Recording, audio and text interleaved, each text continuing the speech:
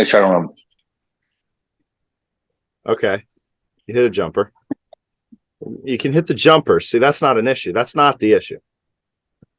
Get a few trunk twists in so you got your rotation.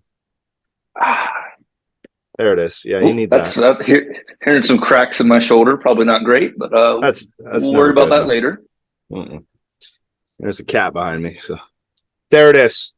There it is. And he rips the rim down too. Shaquille O'Neal style, kid. It was personal this time around. Yeah, that's what I thought. Well done. I'm proud of you. Get a hand clap. Thank you. Come here. Luna's making some picks today. So oh no. She's got Kansas State Wildcats money line over Michigan State. That's what her pick was. She just told me. It's a nice little different angle you just pulled there. Nice. I like that. Thank you. You got the sunlight coming in back there. All right. Well, let's get going here. This is week 2 of the NCAA men's basketball tournament, also known as March Madness.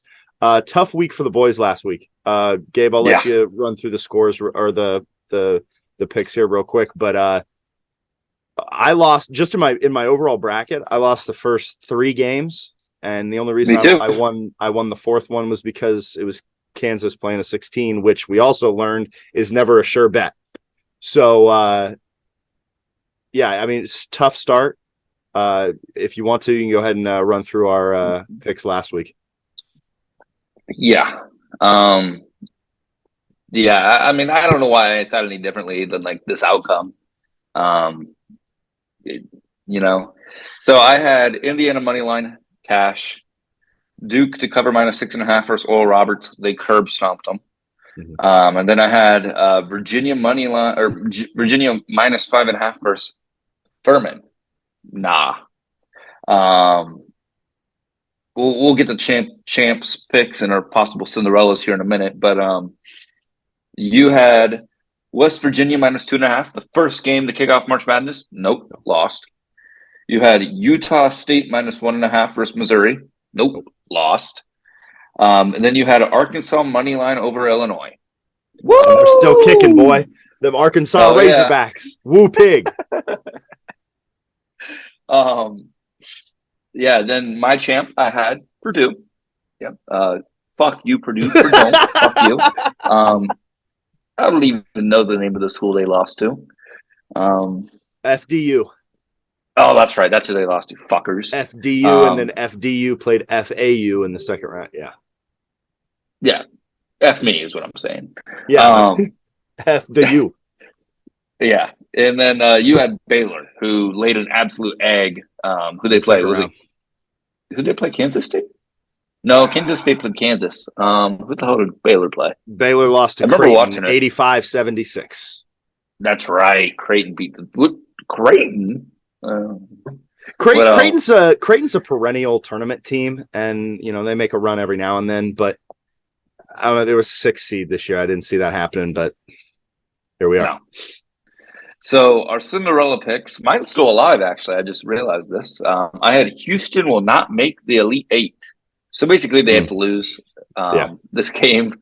Yeah, I don't know who they're playing because I try to stay away from myself. They're 7.5 point favorites. I think they're playing Miami. Mm-hmm. Yep, that sounds about right. Which that takes you to my Cinderella. Yep, Miami should not be around anymore. You had Drake money line possibly making a few game run. Lost to Miami. I was too strung out on compliments. I was overdosed on confidence, and thought Drake was gonna. That's what everyone was telling me. All the experts were saying, if that's your upset, take it. You want an upset, take it. Yeah. But they lied to me, and that's why I got to stop listening to ESPN or anybody else that thinks they know what they're talking about, especially when it comes to March Madness. Yeah. And real quick, I just want to run it back real quick. I remember last week specifically saying, I'm picking Virginia just because I've never heard of Furman. They can't be any good. That didn't go too well. So even if you never heard of them, don't rule them out. Maybe that's a new rule. And all we're going to do is learn. These are all learning experiences. We're going to be back next year to start this thing out strong, right? Yeah. Gotta. I mean, That's all it they is. can't get much worse. So No. It started bad, but what we're going to do this week is try to hedge those losses a little bit, right? We're going to try to fight, scratch, claw back into it. We each have 3 locks, and then we've picked a new champion since both of ours lost last week. So out of the 16 team field that there is right now here in the Sweet 16 going forward, we're gonna pick who we like the best coming out of there. I went with a safer pick this week, and we'll get to that at some point. But I didn't want to play any more games. So, but without further ado, I'll jump into my locks. I'm going to start with the most outrageous one. Okay, everyone remembers last week I was hyping up Arkansas, right? The Razorbacks, Woo Pig. I got a money line over UConn, the 4 seed. A little upset action. Money line, that's plus 146. Let's take the dogs. Let's take the dogs for a walk this week, huh? Let's let the dogs out. Who let the dogs out? Not talking about dogs, because we're talking about Razorbacks, pigs, baby. Yeah, I'm gonna start with that one. That one, I saw it on the board and I say I like it, just because I went with Arkansas. That was the only one I hit last week. So I'm gonna keep the Arkansas train rolling. I'm a big Razorback fan this week. They were good to you. They were good to you last week. It was the only team I gotta reward them. I gotta take them when they're a dog, just like I took them when they were a favorite. So next one I got, I have UCLA minus 1.5 over Gonzaga, the 3 seed. UCLA looks like a pretty put together team so far after their 2 games last week, and I think Gonzaga is overrated year after year after year, and it is pissing me off to no degree. They always have just one guy with some crazy hair and one white guy with some crazy hair and a headband, and they act like the world's their oyster, and I'm sick of it. I love seeing Gonzaga lose, just like I love watching Villanova lose as well. Those are 2 of my favorite teams to watch lose, and it's going to continue that way. Once again, that's UCLA minus 1.5 over Gonzaga. And then finally, I don't know if I'm going to forgive myself for doing this. I just puked a little bit in my mouth. What color is my shirt today, Gabe? Looking at a dark green there, buddy. Yeah, and who's wearing green on the basketball court today? It's to be Michigan State. Yeah. I didn't want to say that word out loud, but I am taking little brother money line over K-State. Wow. Izzo's squad's looking hot this year, as much as I fucking want to puke after saying it. Odds on that are minus 114. I got a lot of high seeds losing in my locks, and little brother kind of rounds that one out. But yeah, just not a. I like this pick in a blind team versus team, but it does break my heart that I have to throw money on Lil Bro. Disgusting. That's gross. Yeah. That's all I got. You want me to do my pick before we do new champs? Yes. Okay. So I'm big into stats. I'm a big stats guy. Numbers man. Numbers guy. I feel like that's how you win about 50 to 60% of your bets is numbers. So I actually sent this to you on Twitter, but then I found out today that you haven't been on Twitter since the Super Bowl. I haven't been on Twitter for over a month. Yeah. So I look like a jackass. But here, let me read this to you real quick. Since 2012, double-digit seeds versus non-double-digit seeds in the Sweet 16 have gone 13, 4, and 1 against the spread. ATS? Yes. Okay. So that leads me to go with number 15, Princeton, plus 9.5 versus Creighton. Yeah. So we're rolling with Princeton. I don't think they're going to win. I actually thought they would get crushed last round, but then they beat the crap out of Missouri, right? If I'm not mistaken. Oh, let me check. Yes. Missouri. Yes? It was Yeah. Missouri 78-63, Princeton. Yeah, Princeton beat the tar out of them, man. Yeah. So I think I'm going to roll with that one plus 9.5 for Princeton at minus 105. I actually grabbed that one yesterday. Put 20 big bucks on that one. I read that stat and I was like, I just don't see how 13-4-1 in the Sweet 16. If you're a double-digit seed against the spread, that happens It's free too money. often, you know. It's taking candy from babies. No, okay. Nobody said that. Nobody said that. Next, I got Tennessee minus 5.5 versus Florida Atlantic. Florida Atlantic, I think this is kind of a thing. They've gotten kind of lucky with who they've played. They beat Memphis by 1 point, and then they played FDU, who already should not have been there. I think that they're due for a rude awakening. Tennessee's legit. We all Tennessee's thought a good basketball team. Tennessee is a good basketball team. Because we, like you just said, we were hyping up Duke last week. I liked them in the Final Four, and we saw how they pretty much manhandled them that entire game. And Duke was a talented, mechanically sound team that you don't usually get manhandled when you play the way they do. But Tennessee, made sure to get that job done really well, and I like that. So yeah, that's kind of the same way I was thinking. I was thinking only 6 points. That's not too bad. I'll take that. So I got that for minus 102. Right. And my last pick here, I know we talked about this last week about how we don't touch over and unders. We don't touch them in college basketball because who the hell knows? Because you'll get some backcourt crap where some kid goes and nails a three with half a second left when they're down 20. And you're like, are you fucking me? Mm-hmm. But through the first 2 rounds, I think I saw the stat that, going back to my stats here, about 75% of the unders have hit. So I looked at some lines here, and I got Michigan State versus Kansas State under 138.5 at minus 115. Very nice. And I did a lot of live betting during March Madness because my initial bets were dead like early in the water with around the first. Quickly. Yeah, terribly done, undercooked, I would say. So I had to get back in there, So I when I do live bets, I just throw like $5 on something that looks easy, and I think I did pretty well. I think I only bet like $5 at a time, and I think I came up like $36 for my betting over the first 4 days. So attaboy. We take that. And one thing I want to bring up before we get to our champ picks is actually at one point over these 4-day stretch, I got really pissed off because men's basketball is stupid. I don't think that anymore, but I was pissed off because I couldn't win a bet. I couldn't make a pick. I was like, this is dumb as hell. Yeah. This sucks. I'm watching women's basketball. And I did. And I figured it out. Did you? You figured out the algorithm? I figured it out. If women are playing basketball, bet the under. Amen. You've got an 80% chance of winning. Amen. And I sit there and I'll root for them. They want me to watch it. I'll sit there and watch them and hope that they don't score.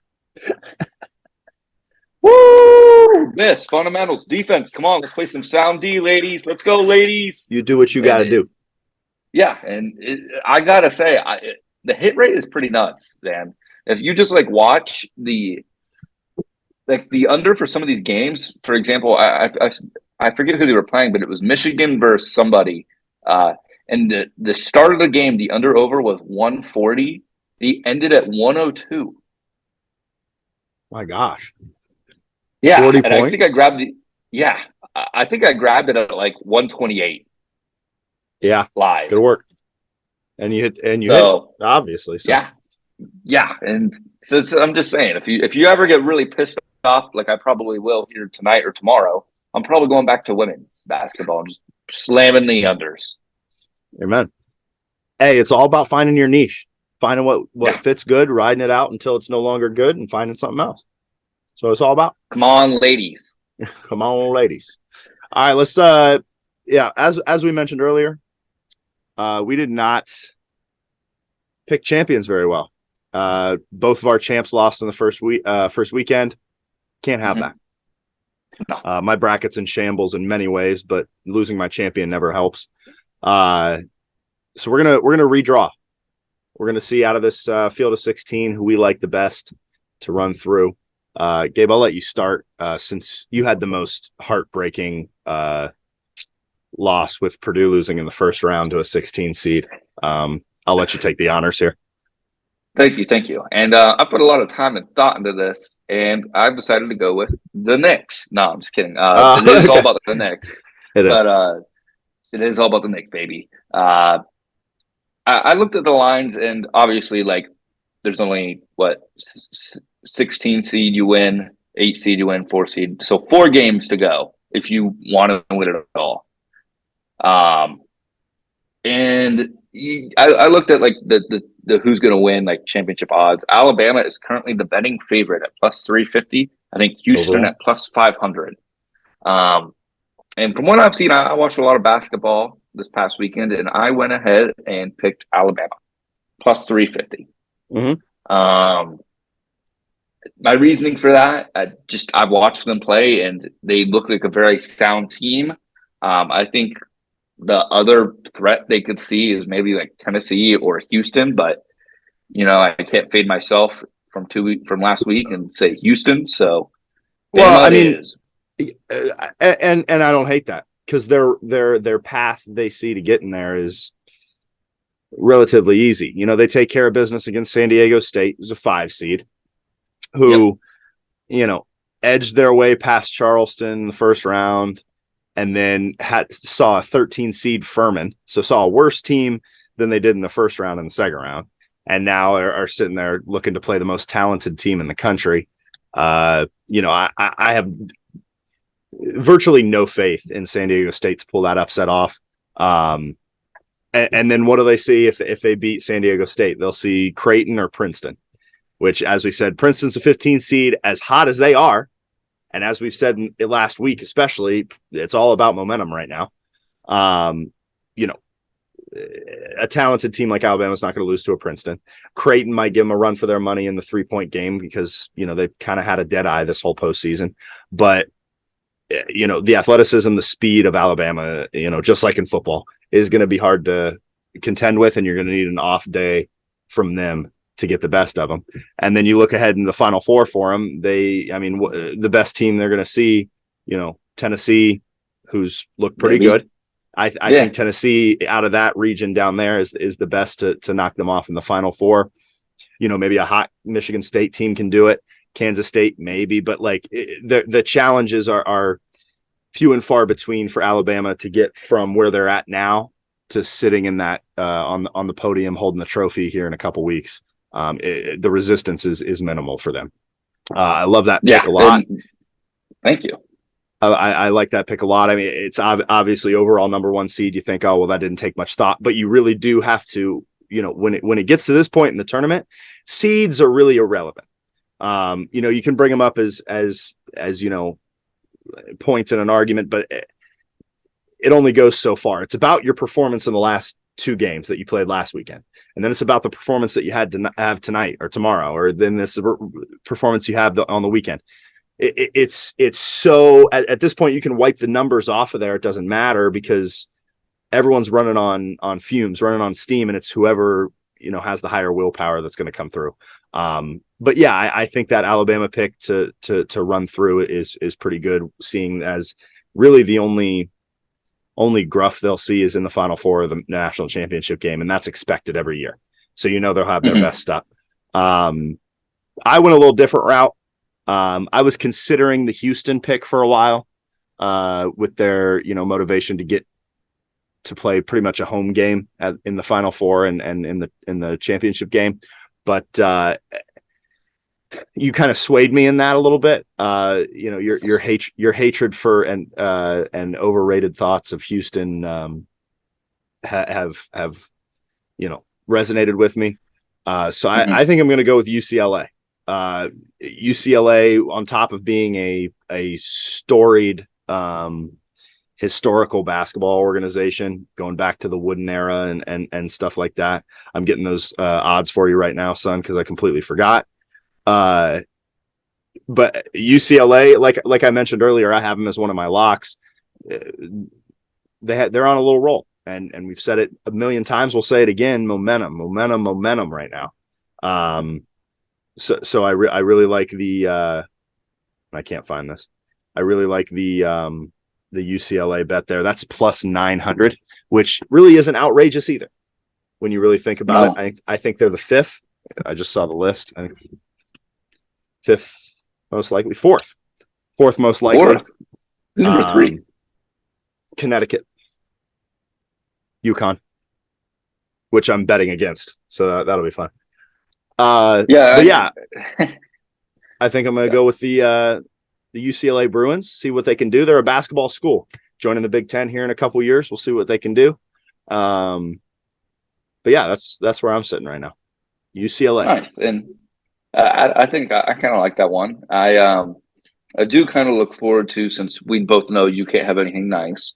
No. Gonzaga upsetting UCLA, or I think Gonzaga is a lower seed, I guess technically, aren't they? Yeah, it's a 2.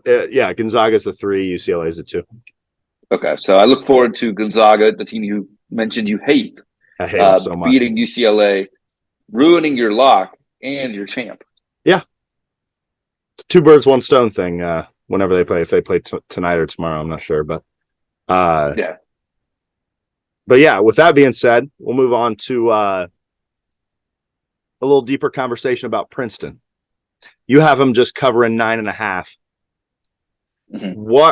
What, if anything, needs to happen for them to advance to the Elite Eight, possibly the Final Four, as this year's biggest Cinderella? So I've watched like 3 Princeton games this year, 2 of them being the ones from this tournament. I watched them versus Yale in the Ivy League tournament, I think Ivy League, technically called. The smart kids. Yeah, and they whooped Yale. It was really weird. Because Yale, I think, was like 9.5 point favorites in that game. Whooped them.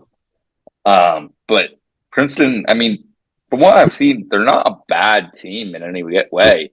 But I think a lot of it is like kind of teams don't really take them seriously either. But they're a 15 seed at the end of the day. I think a lot of their strength comes from their post presence. They're a big team, which you wouldn't think with an Ivy League school. That size would be a battling factor for them, but it is. They have a Creighton team that I'm still not in on. I almost had NC State upsetting them in the first round, which obviously in hindsight is a bad look because they then knocked off, my championship favorite. But I don't think it would be super far fetched for them to win on Friday night against Creighton and get to that Elite Eight game against Alabama, which I think would be a lot of fun, because I love those matchups in March Madness. Like this is what it's all about. When you have a team like Princeton, the lowest seed left in the tournament, running on fumes, playing way above, their talent level or predisposed talent level, playing against an Alabama team, number 1 overall seed, pathetic talent level, athleticism out the wazoo, and you have these 2 teams playing each other. You can bet on anything. Princeton could flop. Princeton could go out there in the first half, completely lay down and die, and everyone would be like, "Oh, well, we expected that." Or you could see a neck and neck finish with Alabama barely cheeking them out, and who knows, maybe even a Princeton win and a trip to the Final Four, which would be outrageous and parallel the 2011 VCU team that went all the way to Final Four, which is really cool to see. Once again, this is the reason I love this time of year. This sporting event is so cool to see, even when my personal favorite team, isn't even in there to begin with. So Creighton, you touched on something earlier. You said that they're a huge team. They basically live or die by the 3. So I think all it takes is like just for them not to have a great night shooting the 3, which I mean, that's pretty much all this comes down to. Yeah. Especially because if you live or die by the 3 and if your shots aren't falling, I mean, it just takes one bad half and you're toast, Mm-hmm. So fair enough. Princeton, baby, plus 9.5. Bring it. Attaboy. Can we get one more dunk for the road? I destroyed it. So you can, I'll give you a pretend one. Yeah, that'll work. I forgot he's destroyed. Here you go. Yep. Dropping the ball. Didn't drop yet. Yep. There it is. Woo! I mean, jeez. Attaboy. God, All right, folks. hate that rim. This has been another successful episode. Well, we'll see next week if it's successful, but of Shameful Locks. Best of luck on your bets this weekend. Because last week didn't go good for us, but we'll have to see. Don't forget to give us a subscribe on YouTube, a follow on Twitter. That's Gabe Acosta. I'm Tim Triplett. This has been Shameful Locks. Thanks for being with us. We'll see you next time.